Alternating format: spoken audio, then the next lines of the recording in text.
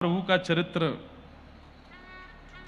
महाराज जी की आज्ञा थी, तो अष्ट सखाओं के बाद चैतन्य महाप्रभु का चरित्र सुनाना था। कल तो नंदोत्सव में निकल गया, अब आज का और कल का दिन बचा है। चैतन्य चरित्र पूरा नहीं हो सकता 2 दिन में, लेकिन फिर भी हम प्रयास करेंगे। बस एक चीज हमको चाहिए, बहुत शांति पूर्वक बैठिएगा, क्योंकि हो सकता है पता नहीं मन लगेगा कि नहीं मेरा, क्योंकि ये कुछ चरित्र ऐसे हैं, श्रीमन रामानुजाचार्य जी का चरित्र, श्री चैतन्य महाप्रभु का चरित्र, स्वामी श्री हरदास जी का चरित्र, मीराबाई का चरित्र, नरसिंह मेहता का चरित्र, ये कुछ ऐसे चरित्र हैं, इनमें माहौल होना बहुत आवश्यक है, नहीं तो उस चरित्र का सुख नहीं मिलेगा।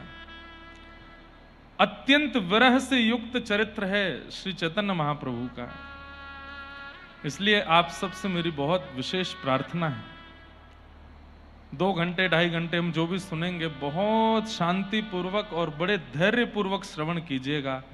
अपनी मन बुद्धि चित्त को इधर उधर बिल्कुल भटकने मत दीजिएगा, ताकि मैं कह सकूं, ऐसा मेरा भाव है। श्री नित्यानंद कृष्ण चैतन्य की भक्ति 10 दिस विस्तरी, गौड़ देश पाखंड में टिकियो भजन परायण, करुणा सिंधु कृतज्ञ भय अगणित गतिदायन, 10 धारस आक्रांति महत जन चरण उपासे, नाम लेत निह पाप दुरुत तिहि नर के नाशे, अवतार विदित पूरब मही उभे देहि धरी, श्री नित्यानंद कृष्ण चैतन्य की भक्ति 10 दिस विस्तरी। श्री नाभाजी नित्यानंद महाप्रभु और श्री कृष्ण चैतन्य महाप्रभु का सुंदर चरित्र सुना रहे हैं। नित्यानंद महाप्रभु श्री बलराम जी का अवतार हैं और श्री कृष्ण चैतन्य महाप्रभु ठाकुर जी का अवतार हैं। अब कैसे अवतार हैं वो हम लोग सब सुनेंगे आज।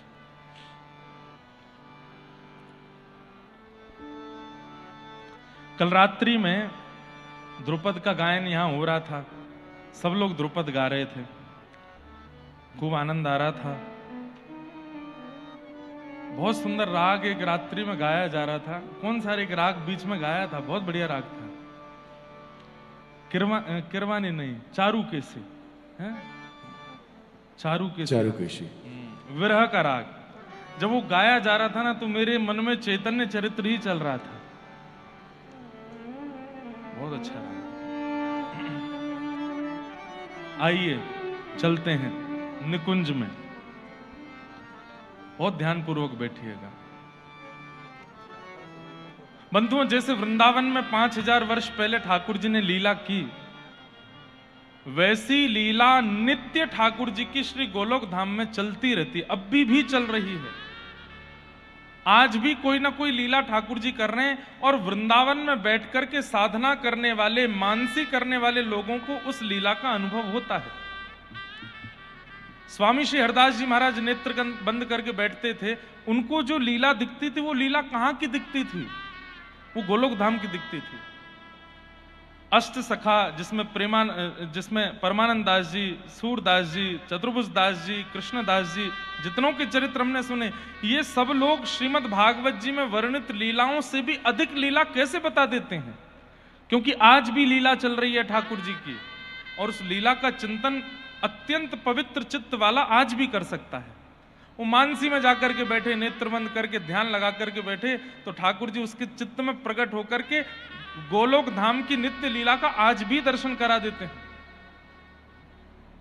आज भी दर्शन होता है। तो श्री गोलोक धाम की लीला चल रही है, और आज गोलोक धाम में श्री ठाकुर जी एक खंभ का टेक लगा करके बैठे हैं। तभी किशोरी जी आती हैं और आकर के श्याम सुंदर से पूछती हैं, हे श्याम सुंदर, क्या बात है, आपके मुखमंडल को देख करके ऐसा क्यों लगता है कि आप किसी चिंता में हैं, किसी गहन चिंतन में बैठे हैं? क्या सोच रहे हैं नाथ, क्या बात है? ठाकुर जी बोले नहीं नहीं कुछ नहीं, बस ऐसे ही।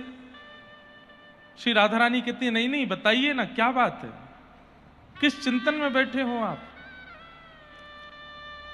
ठाकुर जी कहते हैं प्रियाजू, कभी कभी वैसे मैं बहुत प्रसन्न रहता हूं, मुझे मेरी प्रसन्नता में कोई कमी नहीं आती, लेकिन कभी कभी मैं बहुत गहरे चिंतन में चला जाता हूं। क्यों? व्रज में मैंने जन्म लिया, ब्रजवासियों के बीच में मैं पला बड़ा, इतना प्रेम ब्रजवासियों ने मुझको दिया, और मैं परसों की बात कह के झूठ बोल करके व्रज से चला गया कि मैं परसों आ जाऊंगा। मधुमंगल, श्रीदामा, तन सुखा, मन सुखा, धन सुखा, सब गोपियां, यशोदा मैया, नंद बाबा और आप श्री राधा रानी सब मेरी बाट निहारते रहे, सब मेरे विरह में रोते रहे, और मैं परसों का आश्वासन देके कि मैं परसों आ जाऊंगा, चला गया सबको छोड़ के। कभी कभी मुझे बहुत पीड़ा होती है कि मैंने अत्यंत प्रेम करने वाले ब्रजवासियों को कितनी पीड़ा दी। जब मुझे वर्षों तक आना ही नहीं था तो मुझे यह कह के नहीं जाना चाहिए था कि मैं परसों आ जाऊंगा। श्यामाजू, आपके नेत्रों के अश्रुबिंद, यशोदा मैया के नेत्रों के अश्रुबिंद, मधुमंगल, श्रीदामा, मेरे सब सखाओं के नेत्रों के अश्रुबिंद, व्रज की गैयाओं के नेत्रों के अश्रुबिंद, ये सारे अश्रुबिंद मेरे ऊपर बहुत भार बन के कभी कभी आ जाते हैं, और मैं उस समय केवल एक ही बात चिंतन करता हूं कि कैसे इस भार से निकलूं। मैं ऐसा क्या करूं जिससे इन ब्रजवासियों के विरह का मैं कुछ तो परिणाम ला सकूं। मुझे बहुत शर्म आती है, बहुत रोना आता है, अपने ऊपर बहुत ग्लानि होती है कि मैंने ऐसा क्यों किया, मैंने क्यों रुलाया इन ब्रजवासियों को।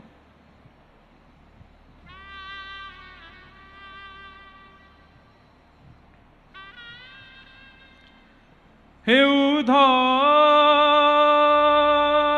मत अइयो समझाने, हे उधो उधो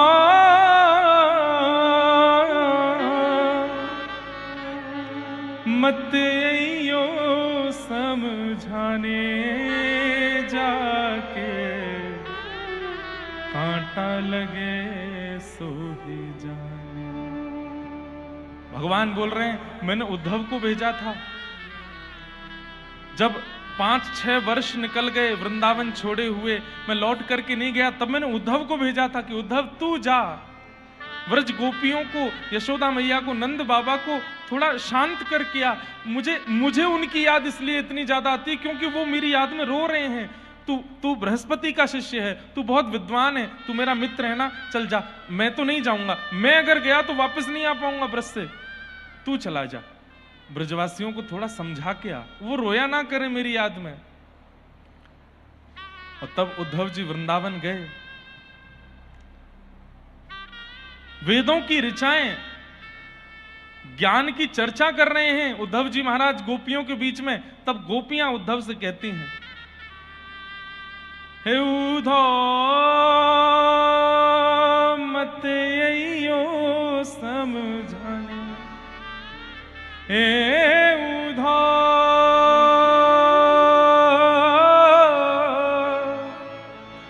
मत अइयो समझाने, जाके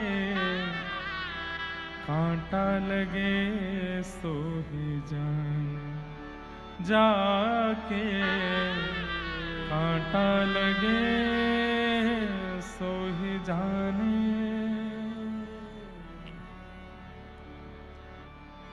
जाए बसे हैं दूर बिरज से,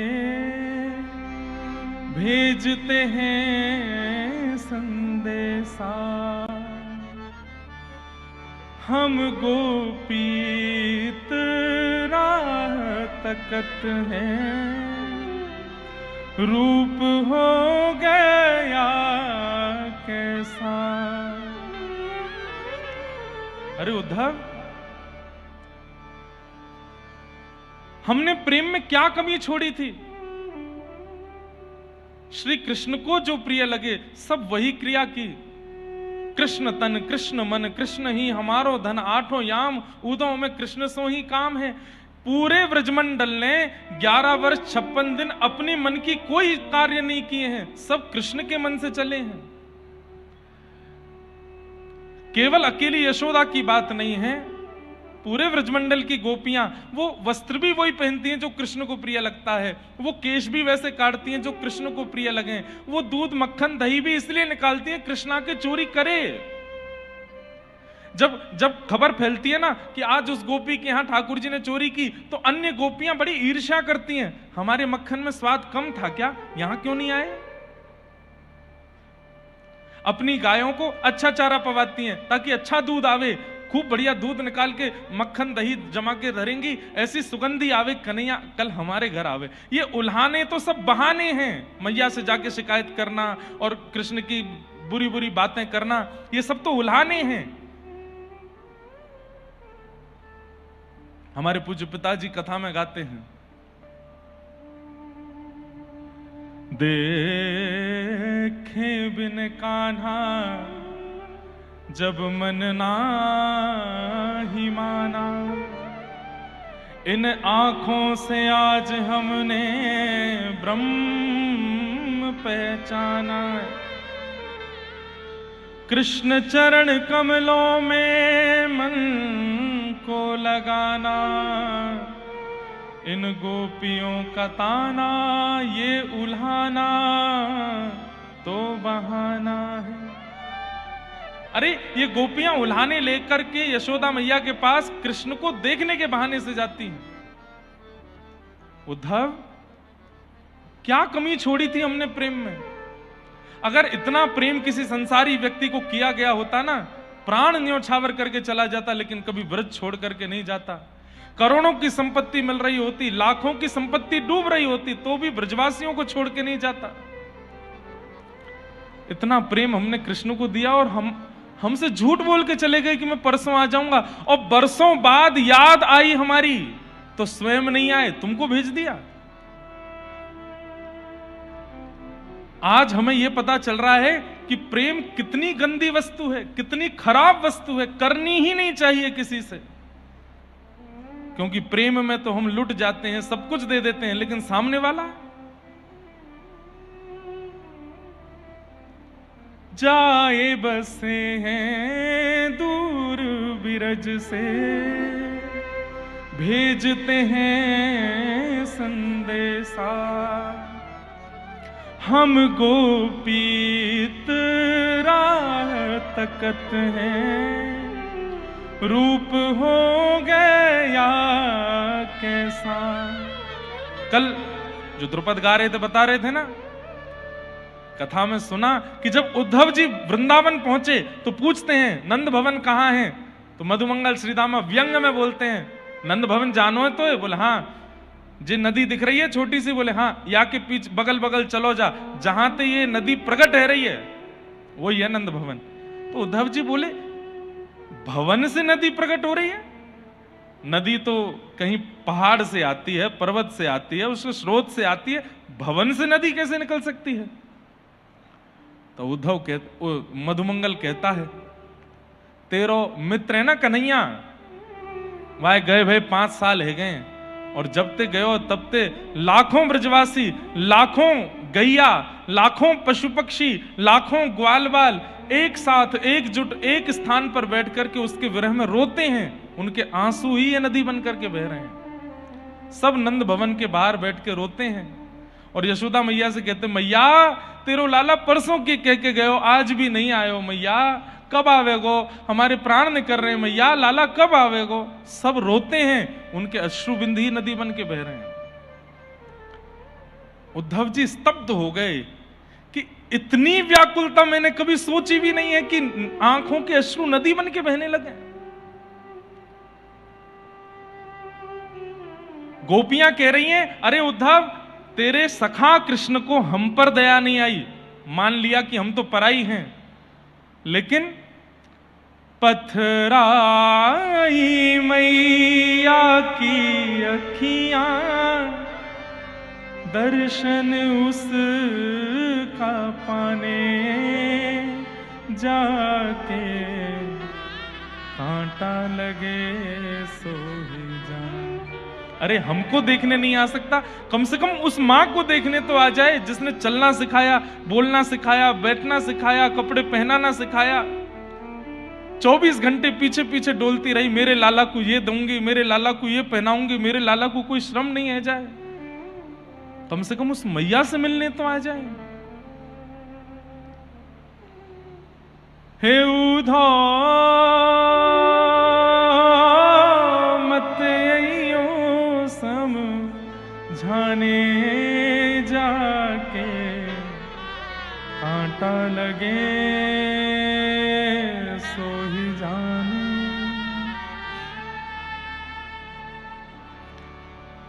भगवान जब मथुरा गए थे ना बंधु, तो मोर मुकुट, वैजंती माला और वंशी तीनों वृंदावन छोड़ के चले गए।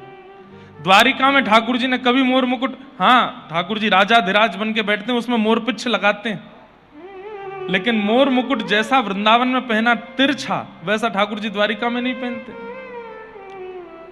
वैजंती माला नहीं पहनते, और द्वारिका में ठाकुर जी वंशी नहीं बजाते। वंशी वृंदावन में छोड़ के गए ठाकुर जी। गोपियां कह रही हैं, उद्धव तू वापस मथुरा जाएगा ना, ये ले उसकी सामग्री है, लेके जाना अपने साथ, क्या पता ये सब देख के उसकी इच्छा हो जाए यहां आने की। मोर मुकुट वैजंती माला उसको दी जो जाए, कहियो असुवन जल सो यमुना खारी ना हो जाए। ले जाओ ये वंशी ऊधो उसको याद दिलाने जाके कांटा लगे सो ही जाने। हे उधो उधो मत अइयो समझाने जाके कांटा लगे सो ही जाने। लौट जाओ। उद्धव भगवान से कह के गए थे कि मैं शाम को आ जाऊंगा। ठाकुर जी छत पर खड़े होकर के वृंदावन की ओर देख रहे हैं और बार बार कभी इधर जाते उद्धव आ रहा होगा, उद्धव आ रहा होगा। शाम से रात हो गई, रात से फिर सुबह हो गई, उद्धव नहीं आए।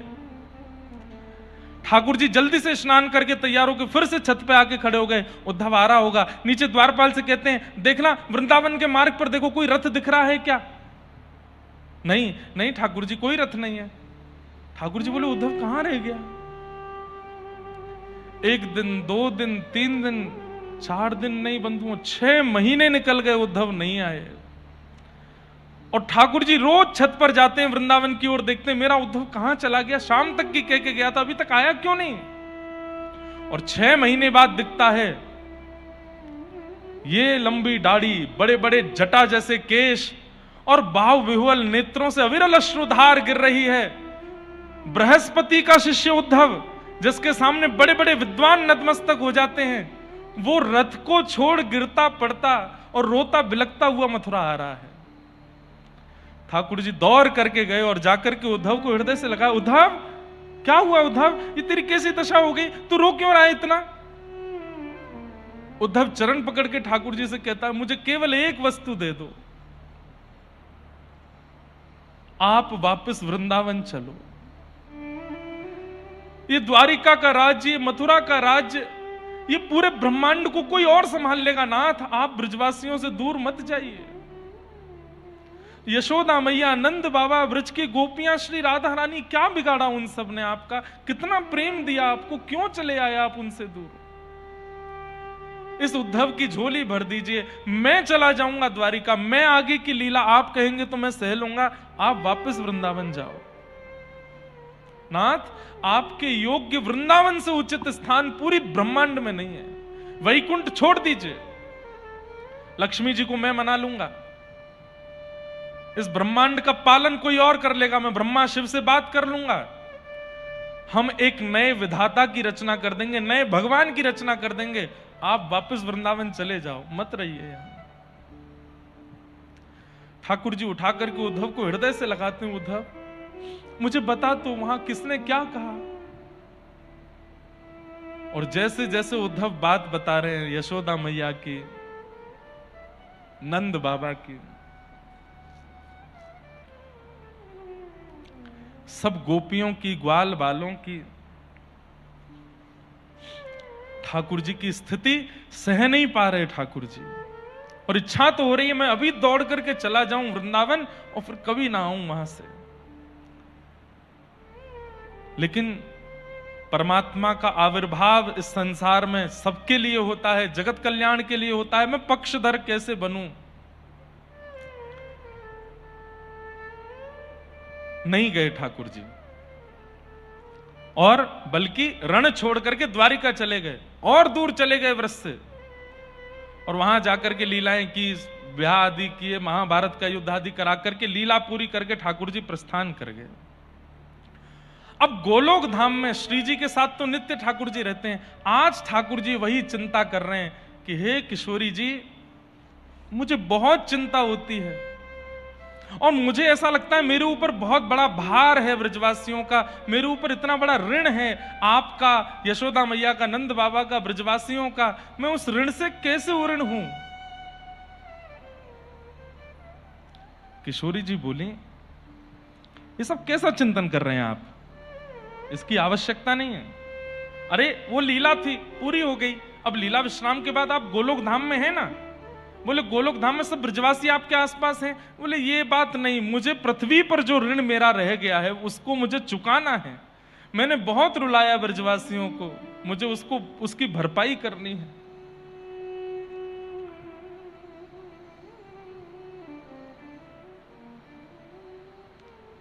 किशोरी जी बोली, तो क्या करना चाहते हैं आप? बोले जितना ब्रजवासी मेरी याद में रोए हैं, यशोदा मैया मेरी याद में रोई हैं, नंद बाबा मेरी याद में रोई हैं, मेरी प्राणेश्वरी राधा रानी मेरी याद में जितना विरह में रोई हैं, आप सबसे ज्यादा रोना चाहता हूं। आप सबसे ज्यादा व्याकुल रह करके इस ऋण से मैं उऋण होना चाहता हूं। किशोरी जी बोली, कैसी बात कर रहे हैं आप?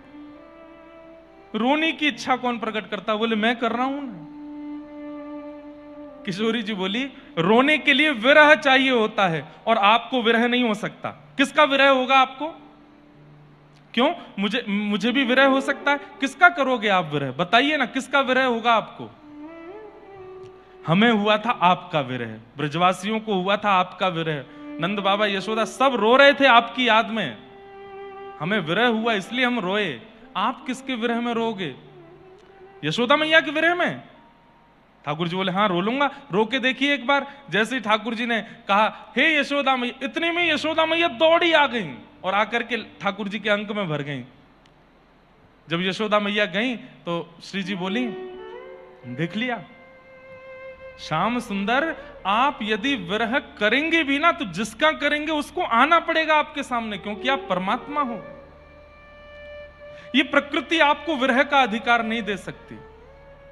आप मेरा विरह करेंगे मैं दौड़ी चली आऊंगी, आप मधुमंगल का विरह करोगे वो दौड़ा चला आएगा, आप किसी को पुकारोगे तो वो रुकी ही नहीं पाएगा। ये तो आप ही हो निष्ठुर, इतना बुलाने पर भी नहीं आए, किसका विरह सहोगे? ठाकुर जी बोले, तो फिर मैं अपना ही विरह सहूंगा।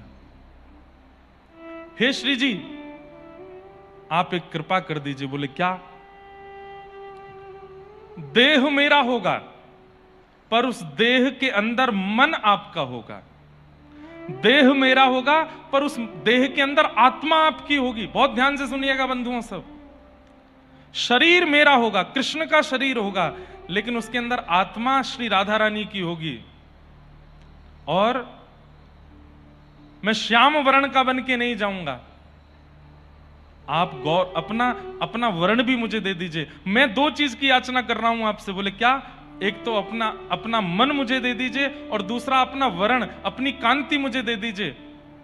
देह मेरा रहेगा और मैं पृथ्वी पर जाता हूं। मैं अपने ही वियोग में रो करके देखना चाहता हूं क्या होता है। मेरी 3 इच्छाएं अधूरी रह गई हैं। कौन कौन सी 3 इच्छा? ध्यान से सुनिएगा। ठाकुर जी बोले पहली इच्छा,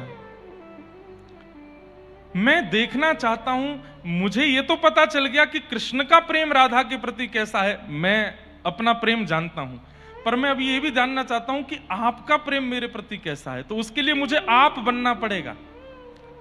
इसलिए हे किशोरी जी, अपना भाव मुझे दे दो। तन कृष्ण का होगा पर भाव राधा रानी का होगा। पहली इच्छा, मैं आपका प्रेम परखना चाहता हूं कि मेरे प्रति आपका प्रेम कैसा है। दूसरी बात, मैं अपनी रूप माधुरी का स्वयं आस्वादन करना चाहता हूं। मैंने देखा जब मैं गैया चराने निकलता तो गोपियों की स्थिति ऐसी हो जाती, ग्वाल बाल सब व्याकुल हो जाते। अरे गायों के थन से बिना हाथ लगाए दूध निकलने लग। ऐसा क्या है मेरे रूप में जो सब इतने मोहित हो जाते हैं? मैं स्वयं अनुभव करना चाहता हूं मेरे रूप दर्शन से क्या होता है। समझिएगा बंधुओं। और मेरी तीसरी इच्छा, इतना विरह व्याकुल होने के बाद में जब मैं किसी को मिलता हूं तो मेरे मिलने पर उसको क्या अनुभव होता है, यह भी मैं अनुभव करना चाहता हूं। पहली इच्छा, मैं आपके हृदय को परखना चाहता हूं कि आपका प्रेम मेरे प्रति कितना है। दूसरी इच्छा, मैं अपने रूप का आस्वादन करना चाहता हूं। और तीसरी इच्छा, मेरी प्राप्ति होने पर किस सुख की अनुभूति होती, मैं उस सुख का अनुभव करना चाहता हूं। इसलिए हे किशोरी जी, तन मेरा, भाव और रंग आपका, ये 3 मिश्रण के साथ में पुनः अवतार लेने के लिए जा रहा हूं पृथ्वी पर। राधा कृष्ण मिलित अवतार होगा जहां तन कृष्ण का होगा और मन राधा का होगा। मैं देखना चाहता हूं कि मेरे विरह में व्याकुलता होती कैसी है। बंधुओं, इस भाव पर मैंने एक पद लिखा है, ध्यान से सुनिएगा। किशोरी जी से याचना कर रहे हैं ठाकुर जी। प्यारी मोहे अपनों ही कर लीजे, प्यारी मोहे अपनों ही कर, प्यारी मोहे अपनों ही कर लीजे। सब गाओ।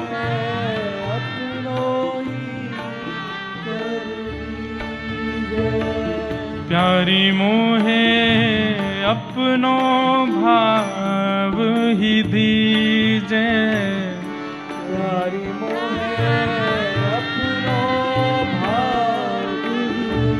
ठाकुर जी चरणों में बैठे हैं। बंधुओं, जब ठाकुर जी चरण पकड़ करके किशोरी जी से कह रहे हैं कि हे किशोरी जी, मैं जाऊंगा तो कृष्ण ही, पर मेरी आत्मा आपकी होगी और मैं रो करके देखना चाहता हूं कि मेरी व्याकुलता होती कैसी है। ठाकुर जी, किशोरी जी व्यंग में हंसी और हंस करके क्या बोली पता है? सह नहीं पाओगे। क्यों? बोले मुझसे पूछिए ना। जब आपकी याद में विरह व्याकुलता होती थी, पूरे दिन प्रतीक्षा होती थी कि आप आओगे आओगे आओगे आओगे, और जैसे ही सूर्यास्त हो जाता था, रात्रि होती थी, आप नहीं आते थे। उस समय ऐसा लगता था कि शरीर के प्रत्येक रोम में हजारों बिच्छुओं ने डंक मार दिया हो, इतनी वेदना होती थी। कृष्ण, सह नहीं पाओगे। ठाकुर जी बोले मैं सब सहूंगा, मुझे सह करके देखना है कि मेरा विरह होता कैसा है, मेरी याद में तड़पन होती कैसी है, मुझे देखना है। प्यारी मोहे अपनो भाव ही दीजे, प्यारी मोहे अपनो भाव हो, भाव दे के मोहे हूँ दीजे भाव।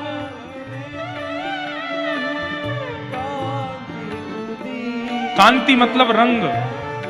ठाकुर जी कह रहे हैं ये सांवला रंग नहीं चलेगा, गोरा ही बनाइए मुझे। क्यों? अगर मैं अपनी याद में रोऊंगा और अपने ही अंग को देख लूंगा तो मेरा विरह दूर हो जाएगा, मुझे पता चल जाएगा कि मैं ही कृष्ण हूं। ये भूलना चाहता हूं कि मैं कृष्ण हूं। भाव दे के मोहे कांति हूँ दीजे भाव।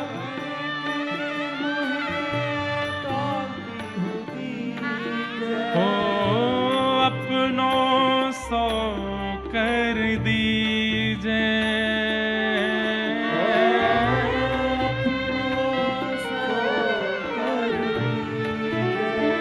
प्यारी मोहे अपनों भाव ही दीजे।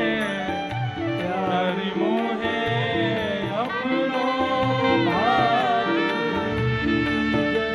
हे प्यारी मोहे अपनों भाव ही दीजे।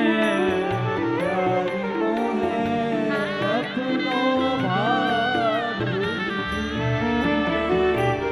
किशोरी जी मान नहीं रही हैं, कभी उठ के उधर चली जाती हैं, ठाकुर जी से पीछा छुड़ा के इधर चली जाती हैं। ठाकुर जी हर जगह पहुंच जाते हैं। मेरी बस एक बात मान लो, मुझे पृथ्वी पर जाने दो, आपके भाव में युक्त होकर जाने दो। मैं देखना चाहता हूं मैंने कितना विरह दिया सबको। किशोरी जी बार बार इधर उधर जा रही हैं, लेकिन ठाकुर जी बार बार सामने आते हैं। आप मेरी प्रियतमा हो, अपने प्रियतम की बात नहीं मानोगे? ये कैसी इच्छा कर रहे हो प्रियतम? अरे अपनी कभी प्रियतमा चाहती है कि मेरा प्रियतम कष्ट में रहे?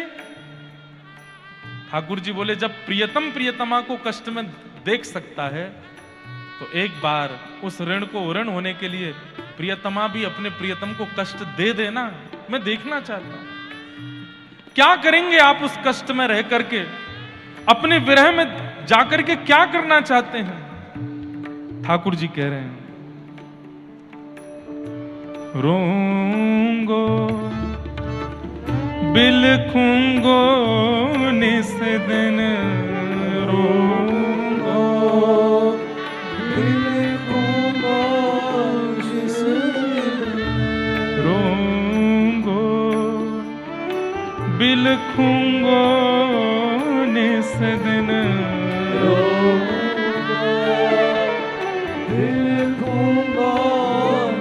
और श्री राधा कृष्ण रटूंगो।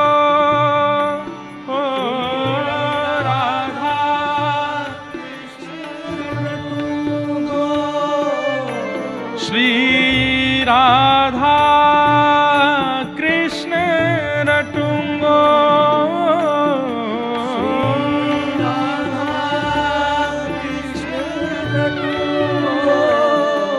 और उससे ब्रजवासिन के ऋण से उऋण।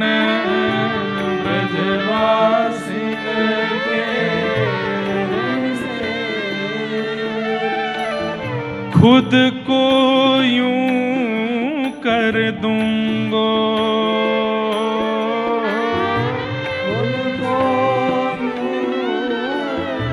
ठाकुर जी कह रहे हैं रोऊंगो, मैं रोऊंगा, बिलखूंगा निस दिन, और बस घूमता फिरता राधा कृष्ण रटूंगा। और ऐसे रोने से मिलेगा क्या आपको? बोले ब्रजवासिन के ऋण से उऋण खुद को यूं कर लूंगो। ये ब्रजवासियों का जो ऋण है ना मेरे ऊपर, इनको रुलाया है मैंने, उससे उऋण हो जाऊंगा मैं। श्री राधे मोहे अपनो भाव ही दीजे। राधे मोहे अपनो भाव दीजे। ओ श्यामा मोहे अपनो भाव ही दीजे। श्यामा मोहे अपनो भाव दीजे। जब किशोरी जी के चरणों में बैठ गए, जिद करने लगे श्याम सुंदर, किशोरी जी ये भी नहीं चाहती कि मैं इनको रोता हुआ देखूं, और अभी जो मेरे चरणों में बैठ के याचना करने में इनको याचक बनता भी नहीं देख पा रही हूं। ध्यान से सुनिएगा बंधु, तब किशोरी जी ने क्या किया? निज कर कंठ की माला दीनी, निज कर कंठ की निज कर कंठ की माला दीने,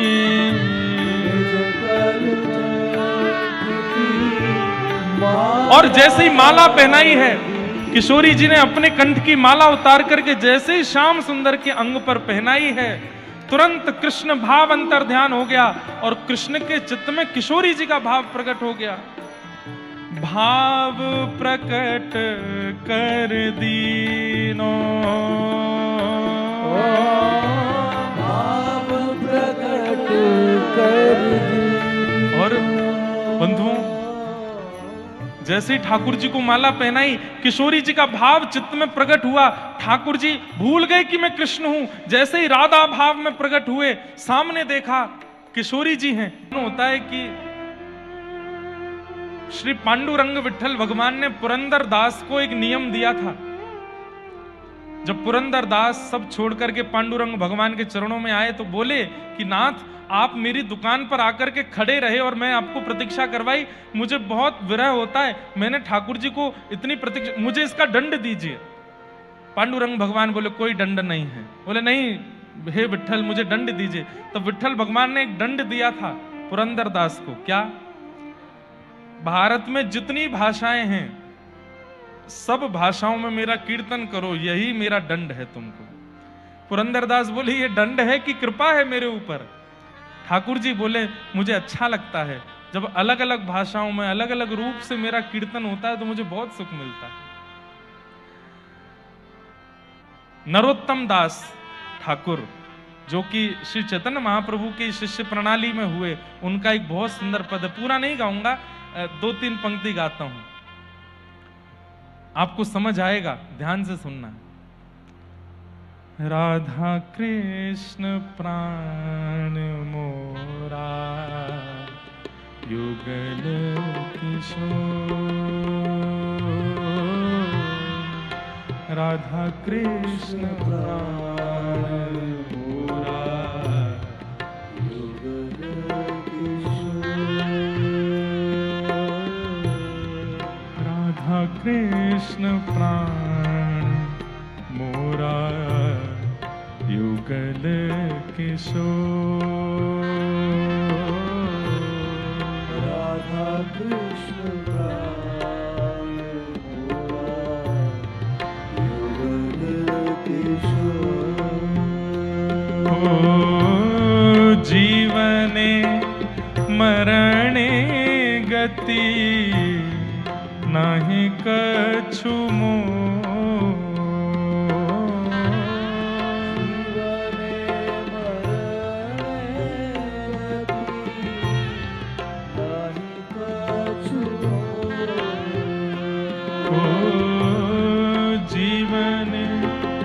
मरणे गति, नाहि कछु मोह,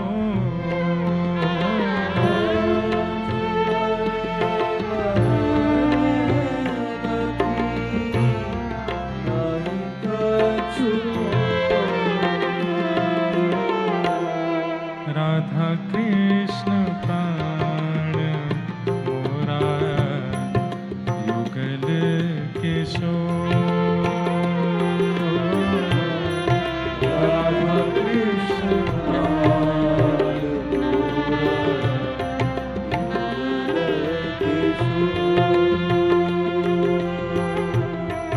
राधा कृष्ण प्राण मोरा, युगल किशोर, राधा कृष्ण प्राण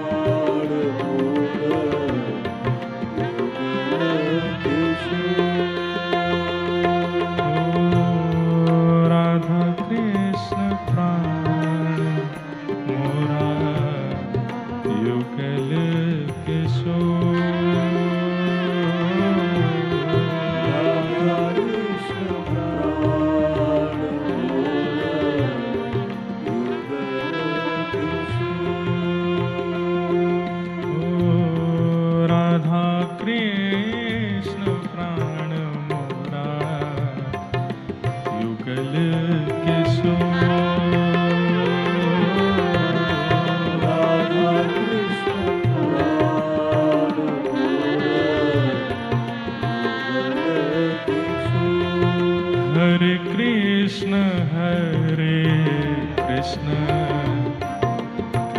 कृष्ण हरे हरे, हरे राम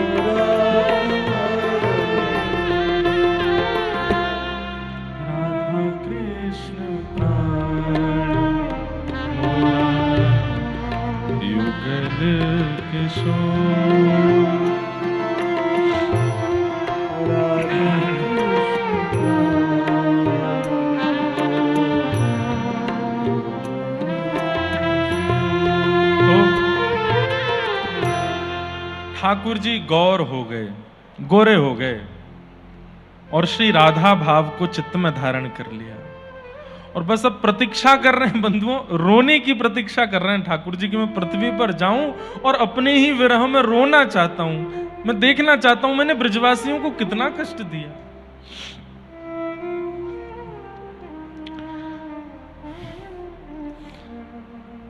कभी कभी मन में भाव आता है कि जगन्नाथपुरी में ठाकुर जी पिघले हुए हैं, आंखें पिघल गई, नाक पिघल गई, मुख पिघल गया, ऐसे भुजा पसार के खड़े थे ठाकुर जी की, कोई ब्रजवासियों को ले आओ मेरे हृदय से लगा दो, तो भुजा पिघल गई। जगन्नाथ का रूप प्रेम विगलित स्वरूप है, वो कितना प्रेम करते हैं, इतना कोई प्रेम कर सकता है क्या संसार में?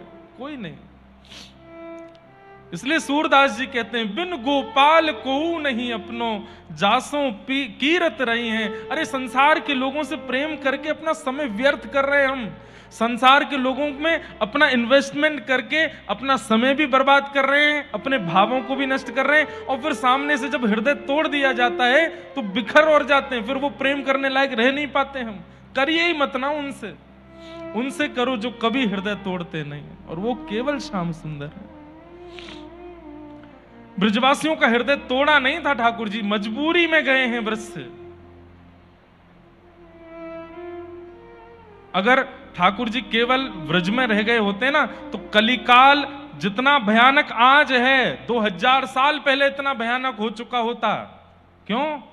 ये बहुत कुछ जो बचा हुआ है, ये महाभारत युद्ध के मध्य में जो गीता का ज्ञान ठाकुर जी ने दिया उससे बचा है कि आज अभी भी कलिकाल में इतनी घनघोर परिस्थिति नहीं आई है। क्यों? क्योंकि लोग गीता का आश्रय लेते हैं, ठाकुर जी की उस मधुर ज्ञान की वाणी को सुनकर के अपना जीवन संभाल रहे हैं। आप लोग कहेंगे वो गीता का ज्ञान ब्रज में भी दे सकते थे ना, ब्रज प्रेम की नगरी है, वहां ज्ञान प्रकट नहीं होता। वहां ज्ञान देते भी ना ठाकुर जी तो मधुमंगल श्रीदामा ठाकुर जी तो कहते चल हमें बावड़ो मत बनावे, खड़ो है करके बोल लो ये यथामाम प्रपद्यन्ते ताम तथैव भजाम, चल बन जा घोड़ा, तू पर सवारी करेंगे हम। ये ब्रजवासी प्रेम की भूमि है, प्रेमी है सारे ब्रजवासी, इनके सामने ज्ञान क्या दूंगा मैं? और दूसरी बात, ठाकुर जी ने मन में विचार किया कि जो व्रज का प्रेम है इसका अधिकार सबको नहीं होगा। कालांतर में लोग तर्क कुतर्क वितर्क वाले होंगे, उनके लिए मुझे ज्ञान देना पड़ेगा और उसके लिए व्रज का त्याग करना आवश्यक है। इसलिए ठाकुर जी मथुरा गए, द्वारिका गए, ऐश्वर्य लीला की और वहां महाभारत युद्ध करा करके ऐसा अद्भुत ज्ञान दिया। ठाकुर जी भले ही स्वयं विरह में थे। और एक बात बोलूं, एक बात बहुत ध्यान से सुनिएगा, व्यक्ति के मुख से शब्द ऐसे निकले जिससे सामने वाला झंकृत हो जाए, झकझोर जाए, समझ जाना जो बोल रहा है ना वो विरह में है। गीता ने कितनों को झकझोर दिया, क्यों? क्योंकि कृष्ण विरह में है, ब्रजवासियों को छोड़ करके आए। लेकिन आज ठाकुर जी भरपाई करना चाहते हैं, वापस ब्रज जाना चाहते हैं। तो गौर हो गए।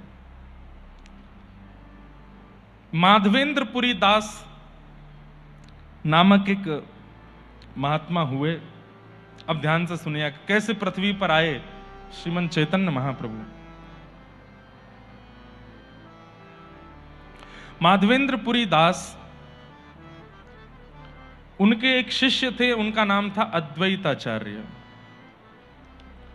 और अद्वैताचार्य को मानसी भाव में यह बात पता चल चुकी थी कि श्री ठाकुर जी पुनः अवतार लेने वाले हैं कलिकाल में, गौर श्याम के रूप में, गोरे श्याम सुंदर बन के आने वाले। और अद्वैताचार्य को जब से ये बात पता, श्री अद्वैताचार्य जी को जब से ये बात पता चली कि ठाकुर जी आने वाले हैं, तो वो प्रतीक्षा करने लगे, कब आएंगे कब आएंगे। तो उन्होंने अपने आचार्य चरणों से पूछा, मैं ऐसा क्या करूं कि ठाकुर जी बहुत देर ना लगाएं आने में, जल्दी आ जाएं। तो उन्होंने वेद वेदांतों में जो नियम बताए गए सब पढ़े, तब जाकर उन्होंने एक नियम ले लिया, 1 लाख तुलसी रोज चढ़ाते थे शालिग्राम भगवान पर। और 1 लाख तुलसी शालिग्राम भगवान पर चढ़ा करके उन तुलसियों को मायापुर में गंगा जी बहती हैं, उन गंगा जी में अर्पित करते एक एक तुलसी। और क्या कहते, हे गंगा मैया मेरी तुलसी लेकर के आप समुद्र देवता के पास जाना, और फिर समुद्र देवता से कहना कि समुद्र देवता इन तुलसियों को लेकर क्षीर सागर के पास जाएंगे, और क्षीर सागर में भगवान नारायण पौड़े हैं, और उनको जाकर के इन तुलसियों में मैंने कुछ लिख करके भेजा है, वो उनको बता देना, उनको कह देना अद्वैताचार्य उनकी प्रतीक्षा कर रहा है, वो कब आएंगे, वो गौर श्याम बन के आने वाले हैं, कब आएंगे। रोज 1 लाख तुलसी इसी भाव से चढ़ाते थे। गंगा जी से सागर में, सागर से क्षीर सागर में, क्षीर सागर से नारायण के चरणों में मेरी बात पहुंचेगी। कहते हैं कि अद्वैताचार्य कभी कभी इतने विरह व्याकुल होते थे कि वेदना में जब चिल्लाते थे कि हे श्याम सुंदर कब आएंगे आप, और रोने लगते थे, बिलखने लगते थे, तो गोलोक धाम में प्रिया प्रियतम जिस सिंहासन पर बैठे होते थे वो सिंहासन हिलने लगता था। तब प्रिया जी कहती, किशोरी जी श्याम सुंदर पृथ्वी पे भूकंप आवे ये तो हमने सुनी है, जे गोलोक धाम में भूकंप कब त्यान लगे, ये हमारो सिंहासन का ही कोई हिल्लो है। तब ठाकुर जी हंस के बोलते, मेरो एक परम भक्त अद्वैताचार्य पुकार रहा है, वाकू पतो चल गई है कि मैं गौर श्याम बन के आवे वारो हूं, तो बस प्रतीक्षा कर रहा है कि कब आओगे कब आओगे कब आओगे। तीव्र वेदना से पुकार रहे हैं।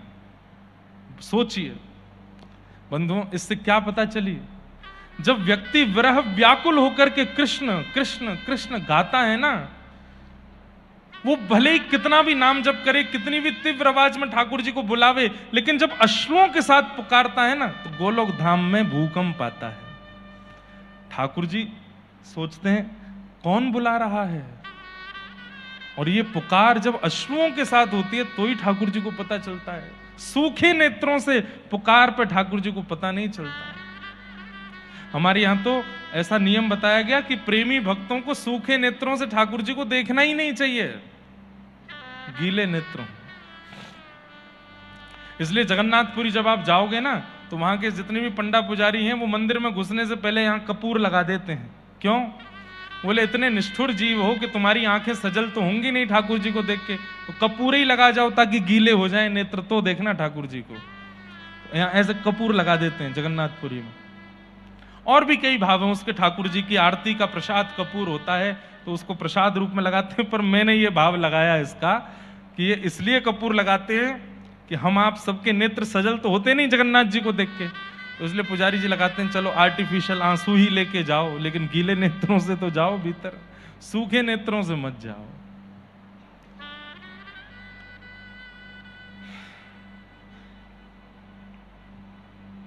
कवि बंधुओं, हमारे भारत में एक महापुरुष जन्मे श्री हनुमान प्रसाद पोद्दार जी, उनका षोडश गीत कभी पढ़िएगा, इतना सुंदर है। उसमें 16 गीत हैं। एक गीत ठाकुर जी गा रहे हैं किशोरी जी के लिए, फिर अगला गीत किशोरी जी गा रही हैं ठाकुर जी के लिए, फिर अगला गीत ठाकुर जी गा रहे हैं किशोरी जी के लिए, फिर उसके अगले गीत में उत्तर में किशोरी जी गा रही हैं ठाकुर जी के लिए। ऐसी इतना सुंदर प्रेम का, और ज्ञानी लोग मत पढ़ना उसको, जो प्रेमी हो ना वही पढ़िएगा।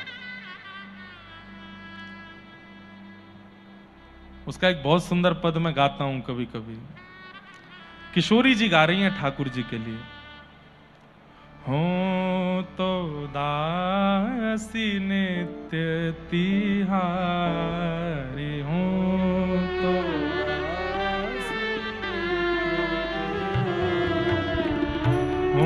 तो दासी नित्य तिहारी,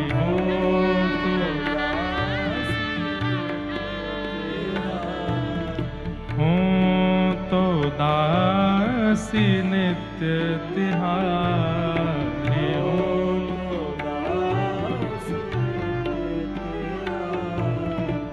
प्राणनाथ जीवन धन मेरे, प्राणनाथ, प्राणनाथ जीवन धन मेरे,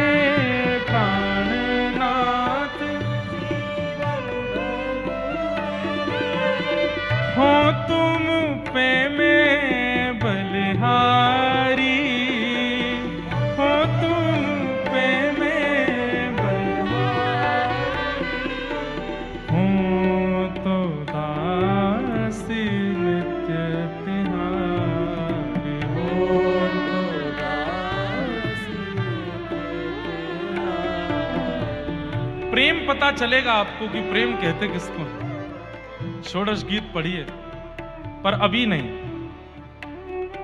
जो बहुत समय नाम जप कर चुके हों, जो बहुत कथाएं सुन चुके हों, जो कृष्ण नाम सुनते ही विरह में चले जाते हों, ठाकुर जी की मधुर लीला सुनते ही व्याकुल हो जाते हों, वही पढ़िएगा। अभी विरह व्याकुलता चित्त में नहीं आई है तो षोडश गीत मत उठाइएगा, नहीं तो आपको संशय और हो जाएगा ठाकुर जी पे।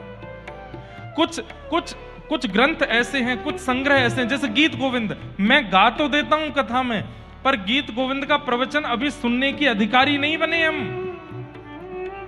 जब रो रो करके सूज जाए ना नेत्र ठाकुर जी की याद में, तब गीत गोविंद का प्रवचन सुनाऊंगा। उसके बिना वो सुनने में संशय होगा ठाकुर जी पर, हम लोग शक करने लगेंगे ये कैसे हो सकता है। और संशय प्रेम का नाश करता है, शक प्रेम को खत्म कर देता है। संशय नहीं होना चाहिए प्रेम में, इसलिए पहले संशय ना हो ऐसा बन जाइए, उसके लिए खूब नाम जप करो, तो तब सुनाएंगे। मैं वैसे गाता हूं, ये है भी YouTube पर सब जगह पर, बहुत अच्छा पद है। और फिर इसका अगला पद, अब यहां किशोरी जी दीनता कर रही है कि मैं तो आपकी दासी हूं, प्राणनाथ जीवन धन मेरे हो तुम पे मैं बलिहारी। और फिर इसके अगले पद में ठाकुर जी किशोरी जी से उत्तर देते हैं उनके भाव का, बहुत अच्छा है। तो अद्वैताचार्य जी रोज 1 लाख तुलसी चढ़ाते थे।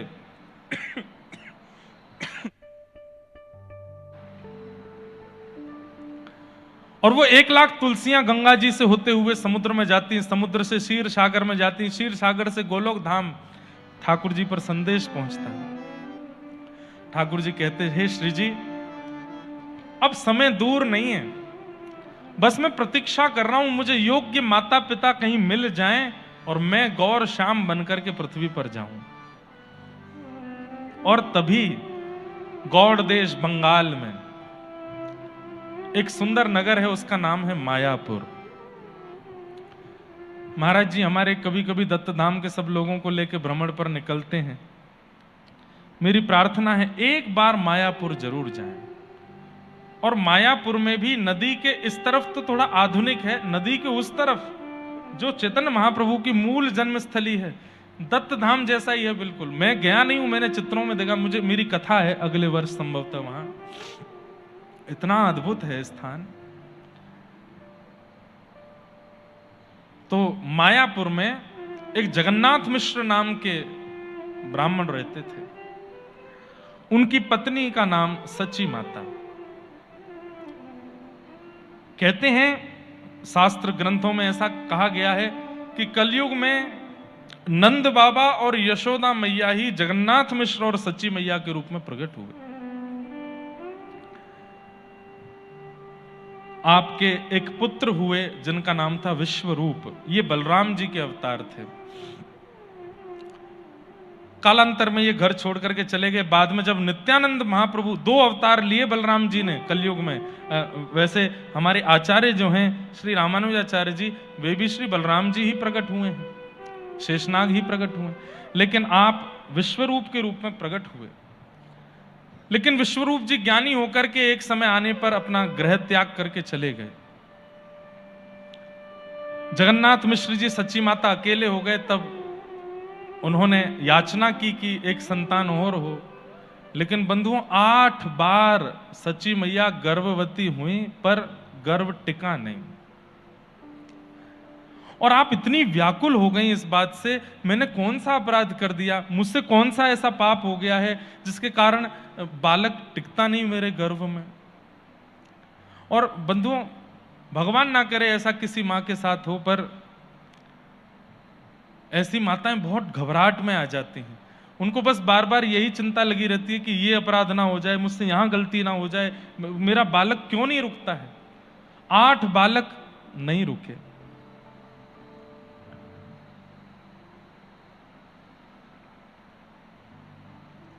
तब आप नित्य ठाकुर जी से प्रार्थना करते हैं, विष्णु आराधनार्थाय।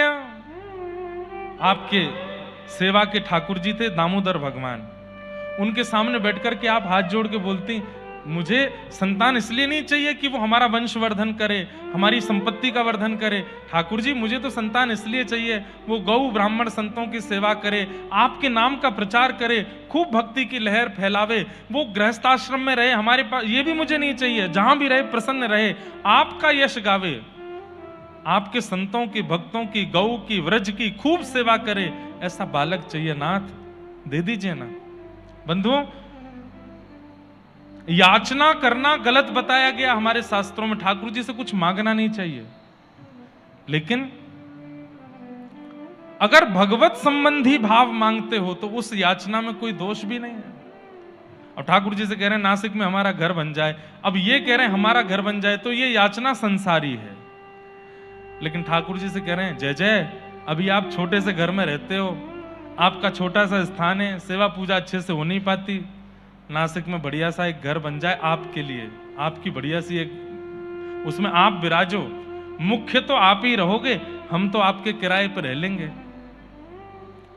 ठाकुर जी की प्रमुखता के लिए यदि कुछ वस्तु मांगी जाए तो उस वस्तु को मांगने में कोई दोष नहीं। पर हां कहीं हम लोग बड़े चंड चतुर हैं, बढ़िया है महाराज जी ने कह दिया अब तो कुछ भी मांग सकते हैं, ठाकुर जी का नाम लेके जो मन चाहे मांगो। लेकिन याद रखना ठाकुर जी के नाम से मांगा तो उस पर अधिकार पूरा ठाकुर जी का ही होना चाहिए। यह नहीं कि ठाकुर जी के नाम से मांग लाए अब राज अपना कर रहे ना। अगर कहा है कि नाथ घर आपका बने तो वो घर उन्हीं का ही होगा।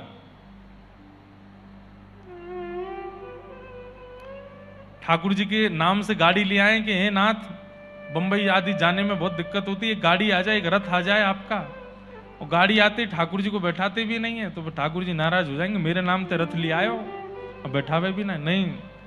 ठाकुर जी के नाम से अगर कोई सामग्री मांगी और वो मिल जाए, चाहे वो संतान ही क्यों ना हो, फिर उसे छोड़ ही दीजिएगा ठाकुर जी की सेवा में, क्योंकि ठाकुर जी ने अपने लिए ही भेजा है उसे।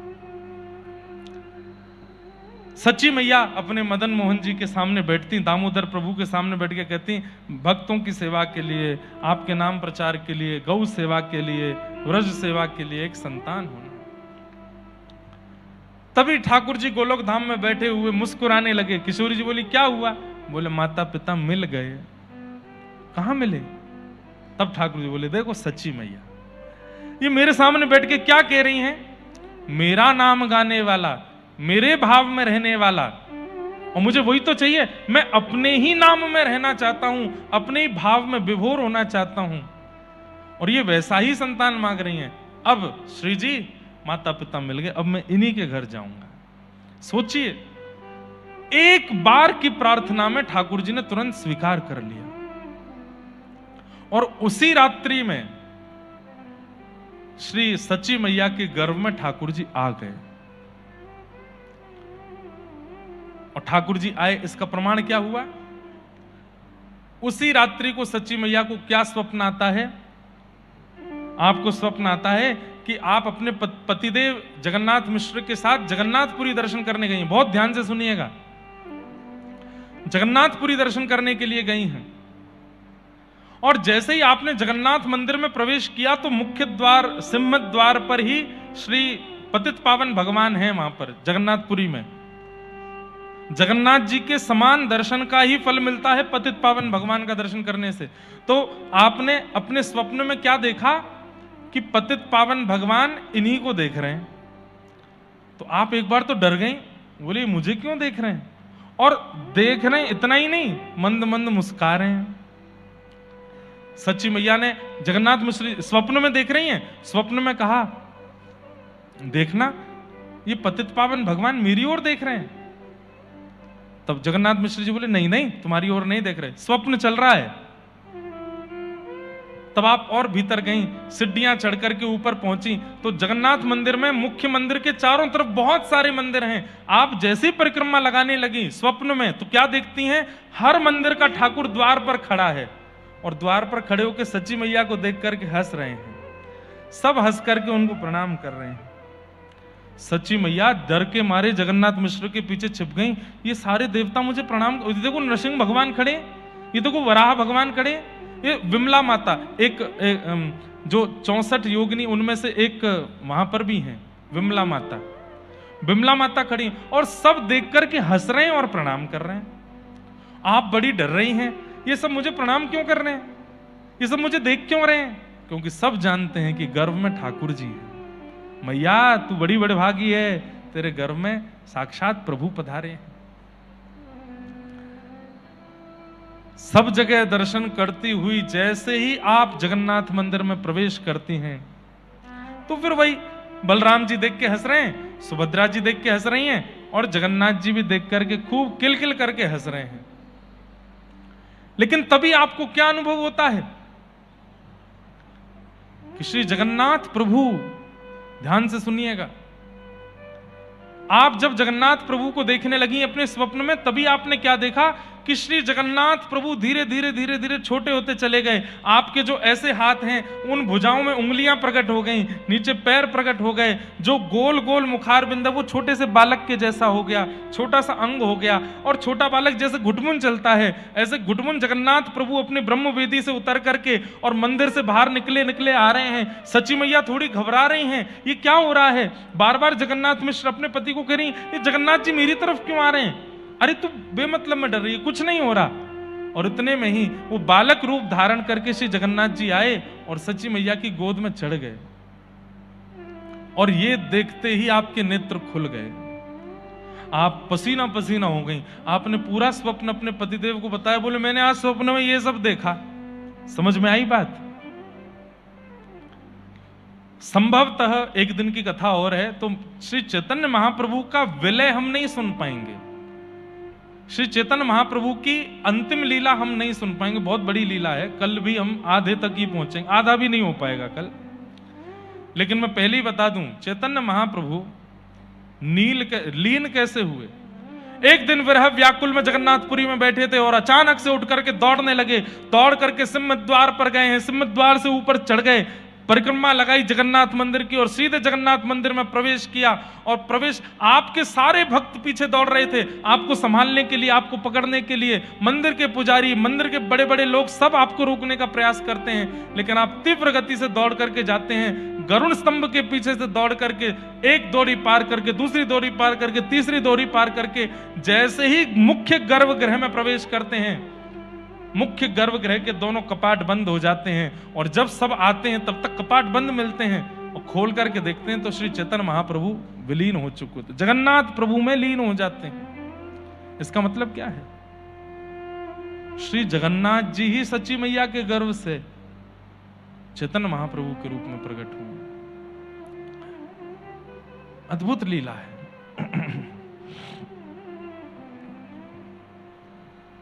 तो आपने ये स्वप्न बताया अपने पति को।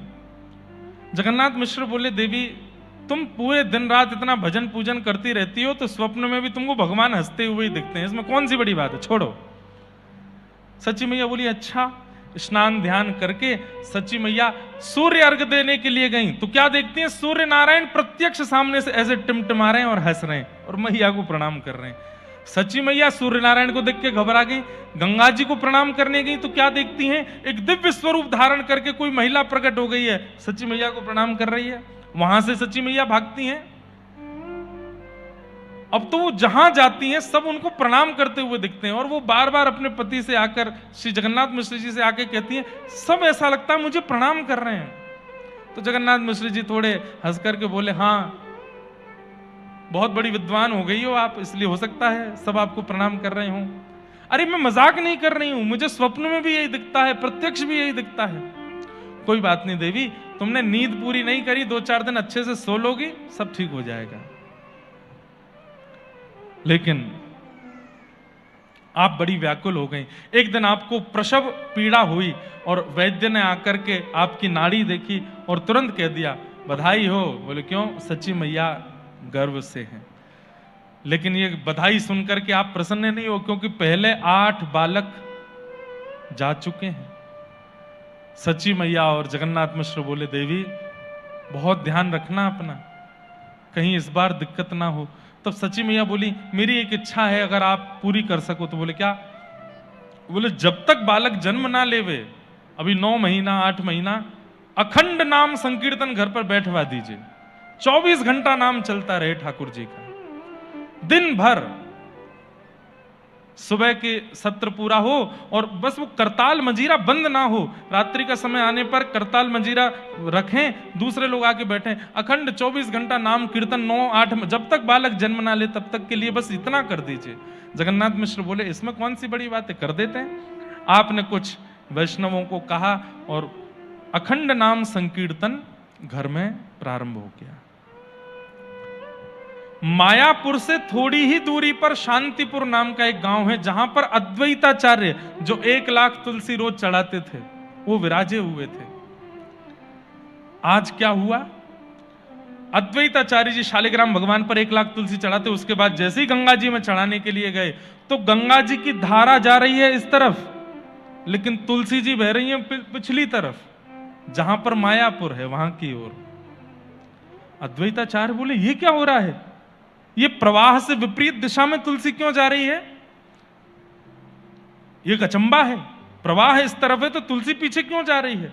आप किनारे किनारे चलने लगे, तुलसी कहां जा रही है देखने के लिए, और चलते चलते चलते शांतिपुर गांव से आप मायापुर पहुंच गए। और जैसे ही मायापुर में गंगा जी के घाट पर जाकर के आपने देखा, सच्ची मैया स्नान कर रही थी, 6-7 महीने का गर्भ है, और वे समस्त 1 लाख तुलसियां सच्ची मैया के चारों तरफ इर्द गिर्द उनके गर्भ का स्पर्श कर रहे हैं।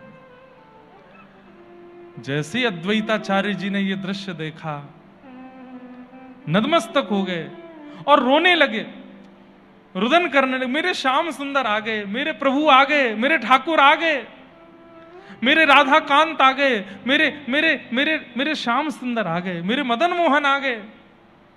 सच्ची मैया ने देखा, अभी तक तो सूरज हंस रहा था, देख करके प्रणाम कर रहा था, स्वप्न में जगन्नाथ जी प्रणाम कर रहे हैं, सारे देवी देवता प्रणाम कर रहे हैं। अब क्या देखे, शांतिपुर के इतने बड़े सन्यासी अद्वैताचार्य प्रणाम कर रहे हैं। सच्ची मैया बाहर निकली गीले वस्त्रों में और मैया प्रणाम कर रहे हैं। अद्वैत आप मत झुकना मैया, आप मत झुको, और बस चरणों में प्रणाम कर रहे हैं, चरणों को बार बार नतमस्तक कर रहे हैं। सच्ची मैया घबराई, घर को दौड़ी, जगन्नाथ मिश्र जी से जाके, जगन्नाथ मिश्र क्या हुआ, धीरे धीरे आराम से, बालक है, इतनी तेज मत दौड़ो, क्या बात है, देखो ना घाट पर अद्वैताचार्य प्रणाम कर रहे हैं मुझे। जगन्नाथ मिश्र बोले तुमको तो सब प्रणाम ही करते हैं, जब देखो ये प्रणाम कर रहे हैं, वो प्रणाम कर, अब अद्वैताचार्य भी प्रणाम कर रहे हैं। बोले मैं झूठ नहीं बोल रही हूं, देख लीजिए जाके।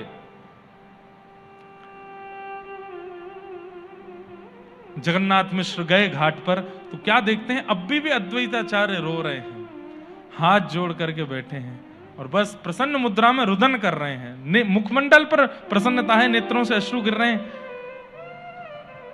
जगन्नाथ मिश्र जी ने जाके कहा भगवान प्रणाम, मेरी पत्नी स्नान कर रही थी, आपने उसको प्रणाम किया, मैं संकेत जान सकता हूं क्या है? अद्वैताचार्य के नेत्र लाल हैं, अश्रु गिर रहे हैं, प्रणाम करने लगे जगन्नाथ मिश्र को। बोले भगवान ऐसे मत कीजिए, हम बहुत संकोच में आ जाएंगे, हमें बताइए ना आप ये सब कर क्यों रहे हैं? तब अद्वैताचार्य कहते हैं जो सुख त्रेता में दशरथ जी और कौशल्या को हुआ, जो सुख द्वापर में नंद यशोदा को हुआ, वो सुख कलिकाल में आप और आपकी पत्नी को होने वाला है। बस इतना ही संकेत समझ लीजिए, इससे ज्यादा मैं कुछ नहीं कहूंगा। अखंड कीर्तन चल रहा है घर पर, बस प्रतीक्षा कीजिए, बहुत जल्दी शुभ घड़ी आएगी और मधुर संकेत प्राप्त होगा। बंधुओं, चाहे वो भगवान हो, चाहे भगवान के कोई भक्त हो, हमने एक चीज अनुभव की है, पिता के सुधरे होने से बालक पर कम प्रभाव पड़ता है, पर मां का जैसा व्यवहार गुण होता है उसका बहुत बड़ा प्रभाव बालक पर होता है।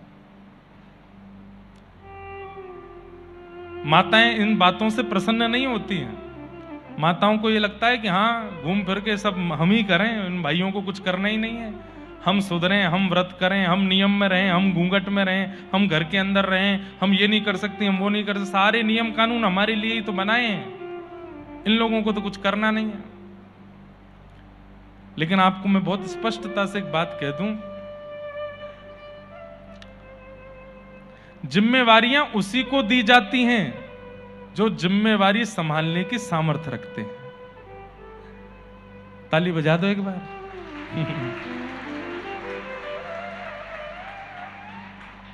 और जो गैर जिम्मेवार होता है, पता है कि इससे होगा नहीं, उसके लिए वेदों ने भी कोई नियम नहीं बताया, शास्त्रों ने भी कोई नियम नहीं बताया, आचार्यों ने भी कोई नियम नहीं बताया, पुराणों ने भी, वो तुम कुछ मत करो। बोले क्या करो? बोले जनेऊ पहनो, शालिग्राम जी की सेवा करो, 4-5 डुबकी लगाओ, नाम जप करो, बस यही करो। बाकी जितने भी नियम हैं वो सब माताओं के लिए। क्यों? जिम्मेवार है। पर आजकल की माताएं इसको गलत रूप में ले जाती हैं। लड़कियों का गला घोटा जा रहा है, हमको आगे नहीं बढ़ने दिया जा रहा है, बहुत भेदभाव किया जाता है लड़कों में और लड़कियों में, ये किया जाता है। नहीं, कोई भेदभाव नहीं है। नियम और पद्धति से उसी को रहना होता है जिससे कुछ अद्भुत प्राप्त होने वाला है, और जिससे कुछ प्राप्त नहीं होना वो कैसे भी रहे, कैसे पड़ा रहे, कहीं पे कोई दिक्कत ही नहीं है उससे। माताएं यदि थोड़ा संयम रख लेना गर्भ धारण के बाद, तो माता के संयम से, पिता के संयम से कुछ नहीं होगा, पिता की पाठ पूजा से भी कुछ नहीं होगा, पिता के नियम से भी कुछ नहीं होगा, पिता के विचारों से भी कुछ नहीं होगा, पर मां का विचार, मां का संयम, मां का जो कुछ भी क्रिया होगी उसका 100% प्रभाव पड़ेगा बालक के ऊपर। आप कभी भी किसी आचार्य के चरित्र को देख लीजिएगा, आद्य गुरु शंकराचार्य से लेकर के श्री दत्त प्रभु, सबकी माताओं का ही तप दिखेगा आपको, सबकी माओं ने ही तप किया है। पिता के तप से कोई बालक श्रेष्ठ बना कभी सुनने में ही नहीं आया। पर माओं का तप भगवान को जन्म देता है या भगवान के अद्भुत भक्त को जन्म देता है? मां का तप।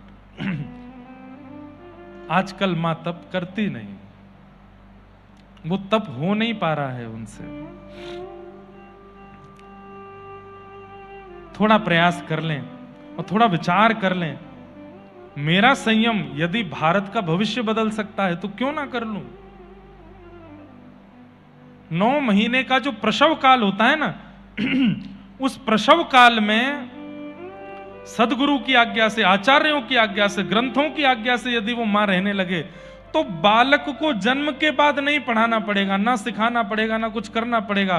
वो 9 महीने के मां के आचरण से ही बालक का निर्माण हो जाएगा। इसलिए मां को चाहिए थोड़ा सह ले। 2 महीना, 4 महीना, 8 महीना, 9 महीने निकल गए, 10वां महीना प्रारंभ हो गया, लेकिन प्रसव पीड़ा हुई ही नहीं सच्ची मैया को। आपने कहा कोई बात नहीं, 1 महीना और प्रतीक्षा कर। जब 11वां महीना शुरू हुआ तब तो आप व्याकुल ही हो गई। आप अपने पतिदेव से, जगन्नाथ मिश्र जी से बोली, मुझे बहुत डर लग रहा है, मुझे बहुत व्याकुलता हो रही। बोले क्यों? पिछले 8 बालक गर्भ से जा चुके हैं, टिके नहीं थे। अब ये बालक जैसे तैसे 9वां बालक आया है और अभी 11वां महीना प्रारंभ हो गया, ना मुझे कोई पीड़ा है, ना कोई प्रसव की गतिविधि है। ऐसा लगता है कि बस पेट में कुछ है, बाकी कोई गतिविधि कभी अनुभव नहीं होती। किसी वैद्य को बुलाइए ना, किसी ज्योतिषी को बुलाइए, मेरा हाथ दिखवाइए, कुछ तो पता करवाइए कि क्या है, कुछ होगा भी कि नहीं। सच्ची मैया के पिताजी, उनका नाम था नीलांबर मिश्र, वो बहुत बड़े ज्योतिषाचार्य थे। आपने उन्हीं को बुलवाया और नीलांबर मिश्र जी बड़े दीनहीन से मुख से आए। क्यों? क्योंकि वो अपनी बेटी का हाथ जानते थे कि इसके हाथ में एक पुत्र के बाद ये काकबंध्या है। काकबंध्या कहते हैं जिनके एक ही बालक होता है। वो जानते थे कि उनकी बेटी काकबंध्या है, कितने भी प्रयास कर ले बालक होगा नहीं। तो जब उन्हें पता चला कि इस कारण से बुलाया जा रहा है कि 9वां बालक गर्भ में है, बताइए होगा कि नहीं, तो पहले ही उदास मुंह से आए थे, मुंह ऐसा उतरा हुआ था। बेटी ने कहा, पिताजी देखिए ना मेरे हाथ में कुछ, ये बालक को 11 महीने हो गए, जन्म नहीं हो रहा है। तो नीलांबर मिश्र जी बोले, बेटी मैं पहले ही बता चुका हूं कि तुम एक के बाद प्रयास मत करो, भगवान की इच्छा शायद नहीं होगी। बोले पिताजी अब 11 महीने हो गए, एक बार देखिए ना हाथ। जैसे ही नीलांबर मिश्र जी ने हाथ देखा, सच्ची मैया की सारी रेखाएं ही बदल चुकी थी। पहले जैसी रेखा थी वैसी कुछ है ही नहीं। जैसे हम मानवों के हाथ में ऐसी सीधी सीधी ऊपर नीचे रेखा होती हैं, उनके हाथ में ये रेखा नहीं थी। क्या था? कहीं शंख बना है, कहीं चक्र बना है, कहीं कमल बना है, ऐसे ऐसे भगवान के आयुधों के चिन्ह, कहीं अंकुश बना है, वज्रांग कुशध्वज सरोरुहलांचनाड्यम, कहीं ध्वजा बनी है। जैसे भगवान के चरणों के चिन्ह होते हैं, ऐसे चिन्ह सच्ची मैया के हाथ के हैं। नीलांबर मिश्र जी तो देखते रह गए। जगन्नाथ मिश्र जी ने कहा, पिताजी क्या हुआ? बोला, असंभव, मैं अपनी पुत्री का हाथ बचपन से देखता आया हूं, और ज्योतिष विद्या में जितनी भी अतिश्रेष्ठ रेखाएं होती हैं, उन अतिश्रेष्ठ रेखाओं में से कोई एक रेखा किसी व्यक्ति के हाथ में होती है, पर वो जितनी भी अतिश्रेष्ठ रेखाएं सब सच्ची के हाथ में है। बोले, प्रतीक्षा कर लो भैया, तुम्हारे घर कोई सामान्य नहीं आने वाला है, बस प्रतीक्षा कर लो। ये जो भी है बेटी, बिल्कुल घबराने की आवश्यकता नहीं है, ये जो भी है अद्भुत होंगे। नीलांबर मिश्र जी प्रणाम करने लगे।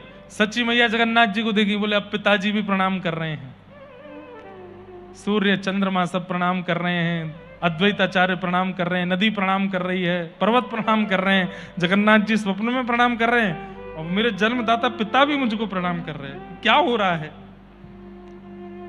क्योंकि बंधुओं, कहीं ना कहीं सबके चित्त में ये भाव प्रकट हो रहा है कि इनको प्रणाम कर लिया जाए। क्यों ये नहीं पता, पर हम जानते हैं क्योंकि गर्भ में ठाकुर जी, हृदय में ठाकुर जी। प्रणाम किया। 13वां महीना प्रारंभ हुआ और महीना आ गया फागुन का, होली। 10वीं निकली, एकादशी निकली, द्वादशी निकली, त्रयोदशी निकली, चतुर्दशी निकली और जैसे ही पूर्णिमा का दिन आया, फाल्गुन की पूर्णिमा, उस दिन चंद्र ग्रहण लगना था।